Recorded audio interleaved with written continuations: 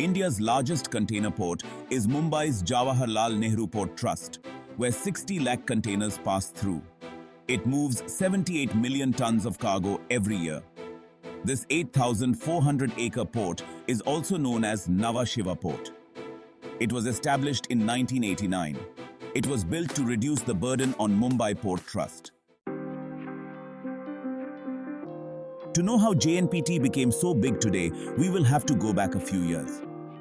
This was even before the establishment of Mumbai, when this city was not, rather, it was divided into 7 islands. The Portuguese came here for the first time in the early 1500s and gradually started settling. During this time, they started needing to increase trade. To fulfill the basic needs of their soldiers, they established areas like Mahim, Parel, and Worli. The Portuguese got proper control of this region by signing a treaty with the Mughal Emperor Humayun in 1530. Due to the lack of much trade activities in the early 1600s, they did not consider it necessary to build any major port, mostly the port of Surat. In 1661, Queen Catherine of Braganza of Portugal was married to Charles II of England. In the deal of this marriage, some of the islands which were under Portuguese control had to be given to the British Empire. Understanding the trade value and due to geographical location, work started to make Mumbai a major city in which a lot of land was also reclaimed from the sea. From 1684, the work of connecting these 7 islands started. By 1691, Mazgaon and Bombay mainland. Land was reclaimed between 1711 and Parel was connected to Mahim, and the next year, Mahim was connected to Worli. Now connecting Worli to the rest of the parts became a big challenge. Due to a large sea coming in between, Colaba was also left after 120 years till 1838. Parts were connected, and this is how Bombay became a city. 1875, a ballot was awarded to the person who also became the chairman of Bombay Port Trust. Later, he worked to build a pier which was named after him. Ballot Pier was earlier a small pier with an approach jetty, due to which Bombay started emerging as a major port. It became a hub of business activities not only for Bombay but for the entire country. 15 years later, in 1888, Victoria Dock was opened, which became Bombay's first modern dock facility. By the early 1900s, Bombay's shipping operations increased significantly. Its use increased significantly during both World Wars. During World War I, ships also began to be repaired and refueled so that they could. This port was very important for the war strategy, so that war supplies could be sent to the world, and its location also proved to be important. Even during the World War for the Asia-Pacific theater, ships here were used to transport weapons, ammunition, and other essential supplies. Security measures and defenses were strengthened to protect the port from enemy attack. A huge explosion took place in the warship SS Fort Stikine in Victoria Dock on the 14th of April, 1944. Explosives were being shipped in it, which met with an accident while unloading. A huge fire broke out, and a massive explosion was seen, causing a lot of damage to the ships, ports, and people stuck in the ports. It was completely destroyed, and 13 more ships were destroyed along with it. More than 800 people were killed, according to many estimates. This figure is more than 1,300, and 2,500 people were injured. Refurbishment of the port and pier work continued for years until after independence. In 1950, the marine oil terminal at Butcher Island was made operational with 3 jetties that could handle large crude oil and oil product tankers, as well as an extension to Ballot Pier. In 1970, containerization for Pacific luxury cruises increased with the addition of a new passenger berth. The first container vessel arrived at Mumbai port. American President Line's second such port facility was updated to handle container traffic in 1980, which included containers. Handling equipment was placed, container freight stations were built, and railway lines were connected that could transport containers from ports to inner cities. By 1984, Another oil berth was constructed, which could receive tankers of 125,000 displacement per tank. During this period, Mumbai port had to face many problems such as slowness in the channel, road congestion, rail traffic congestion, and labor issues, which created a need for a new port. JNPT entered here to reduce the burden a bit. In view of the increasing cargo and containerization, the authorities decided in the early 1980s to increase its capacity, that is, improving sea and land transport facilities like new berths, railway lines, truck lanes, and storage facilities.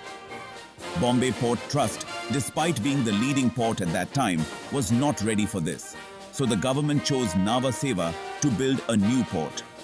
It became India's first container port. At that time, Nava Seva was just a fishing village, and due to its proximity to both Mumbai and Navi Mumbai, it became a suitable place. It was to be built in an area of 6,385 acres.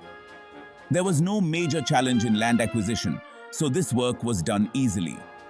Piling work of this port started in 1986, after which construction began. It took approximately 1,000 crore rupees to build it, out of which 957 crore rupees were received as loans from different agencies, 343 crore rupees from the World Bank, 328 crore rupees from the Government of India, and 50 crore rupees from Kandla Port and Chennai Port. By 1989, Phase 1 of the port was ready with a container terminal and modern cargo handling facility. It had a capacity of 15 lakh TEUs. In the next few years, its second phase, private terminal and liquid cargo terminal also opened. From the liquid terminal, India's biggest commodities, refined petroleum and crude oil, keep coming and going, due to which Bharat Petroleum and Indian Oil operate. The size of the ships is continuously increasing, so to accommodate them, there is a need to do regular updates in the port-like terminals. Also, increasing the size and depth of the canal and improving storage and logistics. Boskalis International Company deepened and broadened the canal in 2012 and also became the fourth container terminal in 2018. This year, 78 million tons of cargo have been transported from here. Last year, a total of 58.3 lakh tons of cargo was handled, up by 3% from the previous year. Containers used to transport cargo are called 20-foot equivalent units or TEUs. A unit has been created which is used to calculate the cargo. The volume of a standard 20-foot long shipping container is called a TEU. Indian ports handle 2,626 crore metric tons of cargo every year, out of which 1,601 crore metric tons are handled by major ports, and the remaining 1,001 crore metric tons are handled by other minor ports. The total value of foreign trade in 2021 to 2022 was 3.5 lakh crore rupees for exports and an equal amount for imports. Including all ports, about 95% of the volume comes from seaborne trade, and the total 70% value is handled by India under the Neighbourhood First policy. JNPT has signed treaties with Bangladesh, Myanmar, Nepal, and Bhutan to boost sea routes, reduce travel time, and make it easier to reach even the remote states. JNPT single-handedly handles 52% of the country's containerized cargo volume. It is ranked 28th among the world's top 100 container ports and is connected to more than 200 ports across the world. It is being further expanded for the future. Phase 2 of Terminal 4 is expected to start by March 2026, which will be combined annually. The capacity of the entire port will increase to 48 lakh TEU. JNPT is also preparing to build another port in Vadhavan in northern Maharashtra and is also developing 4 satellite ports at Wardha, Sangli and Nashik to further increase trade in the country. To operate the ships that come to the ports, a crew of some people work day and night, whose top officers are called Merchant Navy. Their job is to take the ships from one place to another in which the cargo can be petroleum or people. Like in cruise ships, they are called sailors or merchant navy officers. Many people like to work in the merchant navy because they get a chance to see different countries and meet new people. It is quite different from a normal job, and it is also fun. They are given special training, from running the ships to surviving in the ocean, because they have to stay in the sea for several months. Apart from this, how to transport the cargo safely, how to do loading and unloading, all that too. It is taught that in this, the shipping containers are very heavy, and since they have come from international travel, there is a special need for them. Processes have to be followed, which mostly falls on the port authority. First of all, the shipping documents are prepared in which dates, cargo list, name of the importer, exporter, and other details are mentioned. Then the containers are visually inspected by the port officers to verify that. After this, equipment such as cranes, forklifts, or any other lifting machines are used. While unloading, the crane first removes the containers from the ship and places them on the truck either. Specialized logistics systems are also used to organize thousands of containers for onward transport or to a storage facility. Almost every port has a temporary storage area where containers are stored for a few hours or days. After which, its further journey can start till its final destination, or after opening it, the goods can be transported separately. For this, safety procedures are first completed and then the container is opened and unloaded from the public lift. During this time, the custom office also does random checks so that no illegal stuff comes. Although nowadays we cannot imagine shipping without containers, it was not always like this. Containers were used for the first time in 1960 in the USA. Earlier, each cargo pallet or box was loaded and unloaded one by one, which wasted a lot of time on the ships. Seeing the advantage of containers at ports, in the early 1970s, Europe and Japan also started accepting it, and gradually this method became quite popular. Now containers have become much bigger than before, and it has become necessary to have special train storage space and railway lines in the ports to lift them. Many experts consider container shipping as a major transport revolution of the 20th century. They also believe that the use of standardized containers saves huge losses and time.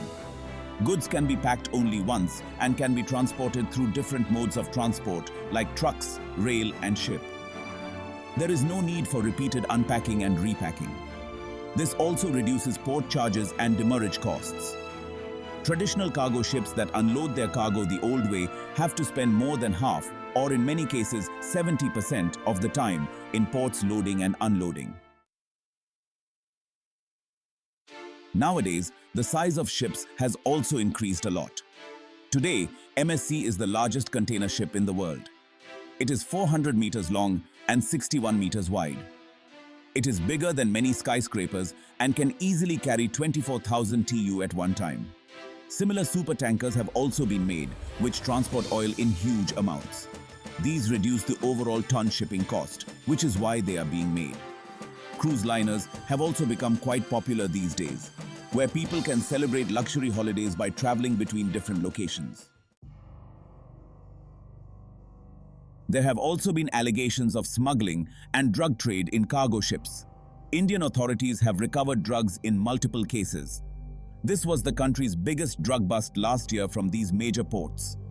In one such port, it was seen that to hide these illegal substances, false compartments are made in the containers, and these smugglers try to clear the shipping by using fake documents. Apart from smuggling, the threat of sea piracy is also very big. In international trade, especially for Indian cruise ships, which form the sea crew on about 11 ships around the world, currently more than 1 lakh Indian workers are working on different ships around the world. Some of them are unskilled workers and some are highly skilled merchant navy officers. Earlier, piracy used to be seen more in the seas near Somalia. Now it has reduced there but has increased near Yemen.